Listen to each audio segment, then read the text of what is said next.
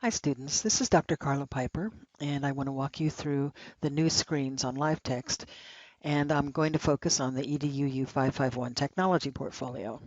When you first open, you'll open to a dashboard, and you'll see that the portfolio is here, and there's a button that says Begin Assessment. Well, we'll do that when we have a portfolio that's ready to share. So the portfolio lives as a LiveText document within your account. So if you click on LiveText Docs, you will see a few other documents, but what we're going to do is, under My Work, click on New and create a portfolio.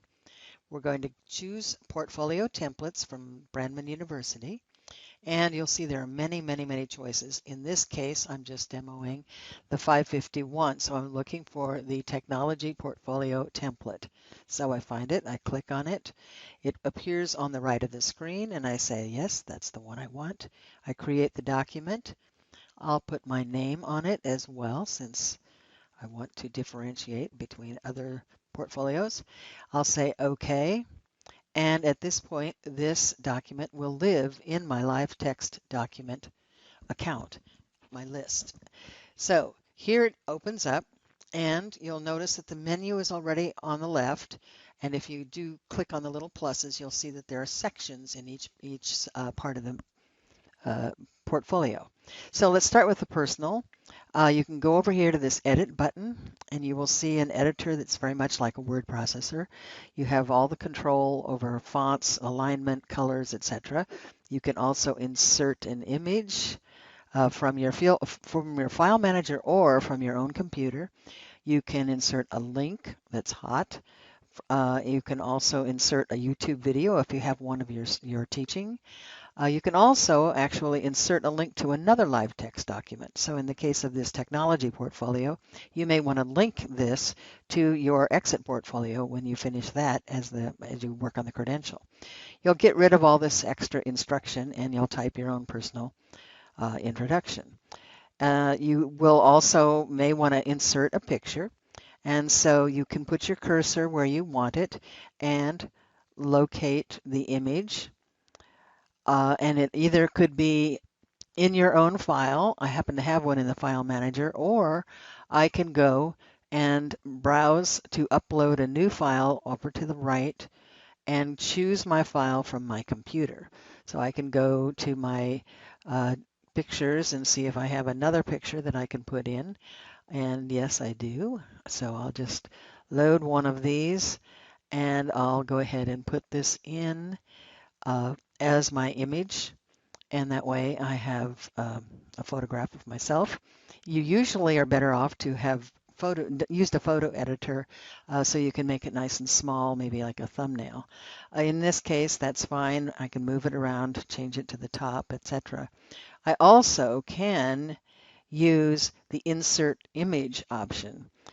In this case, I'll just show you that when you insert an image, you can go ahead, do the same thing, upload to the new file, locate it, choose your file from your computer, and you can actually choose an image that is a little different.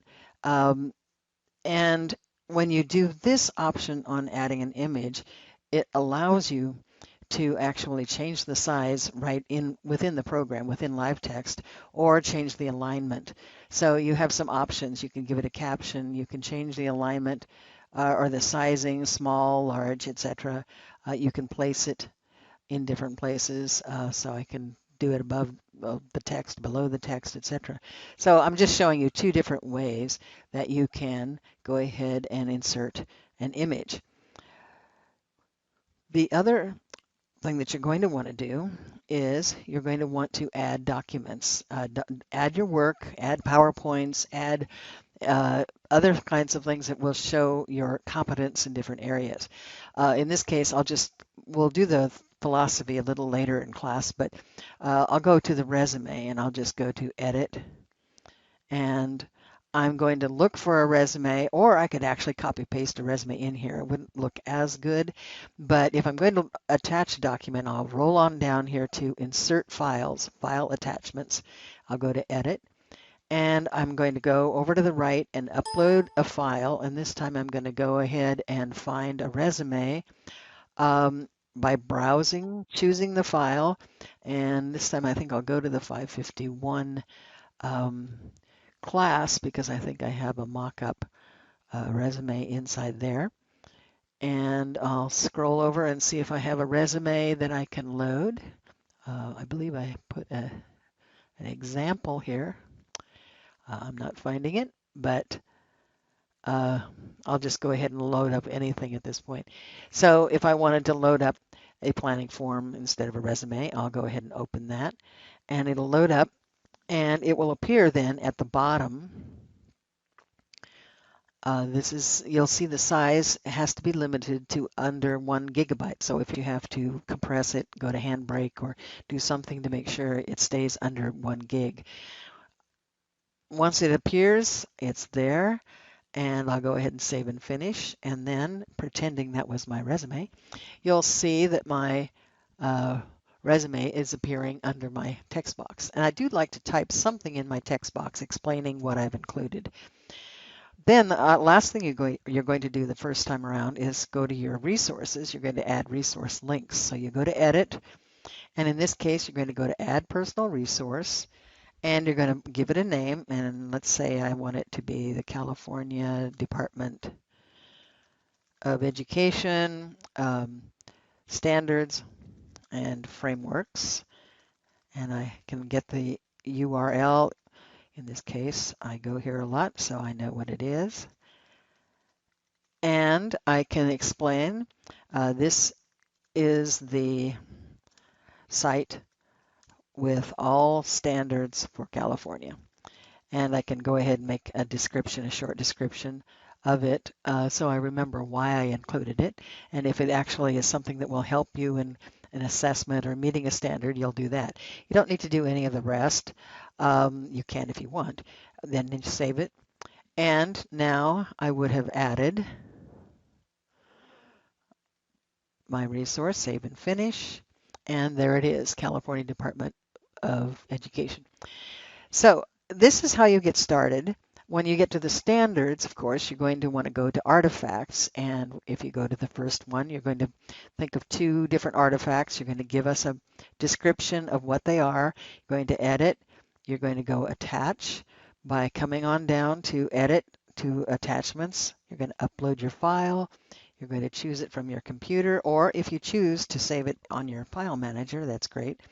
And you're going to go ahead and add artifacts. And when you do this, what you also want to do is you want to make sure you do a brief description of your artifact and why how it connects to the standard that you're looking at for technology and teaching. At this point, you are just continuing to work. You can also give it a style. If you like the Brandman style, it's very simple, but you can also click the Brandman, but you can also do a fancier style and insert that style. So you have a little logo, but you can do any kind of style and you can change it at any time. So you can do something kind of simple or get fancy, whatever you would like to do. But basically, that's the way you're going to work on your portfolio. And you're just going to continue to work on it. And at any time, you can make a copy of that. And you can copy it with a different name in case you want to do a backup or in case you think, well, I kind of like this, but I want to try a different style. At that point, at the end of the course, or actually at the end of the first week, you're going to submit the first section, the personal section. But when you're ready to submit it, you come to the courses and or the dashboard, I'm sorry, the dashboard, and you're going to begin your assessment. You click on begin your assessment. You're going to look for your LiveText portfolio document. You're going to go first of all to attach, and you're going to take a look at this top menu. Is it a LiveText document? Yes. You can attach something from the file manager. You can also upload something from your computer, which is how you would do traditional assignments, signature assignments. But in this case, I am uploading a LiveText document. I'm clicking on the little box next to it, and I'm going to attach it. And now the instructor is going to be able to see. I can make some comments if I like. I'm going to submit it. I'm going to say, yes, I'm sure. And now it will be sent to my instructor, who will be able to grade it. And it will now be saying, for my instructor, it'll say awaiting assessment. And then once it's assessed, it'll be assessment published, and you can view assessment. And that's basically how you get started. Thank you.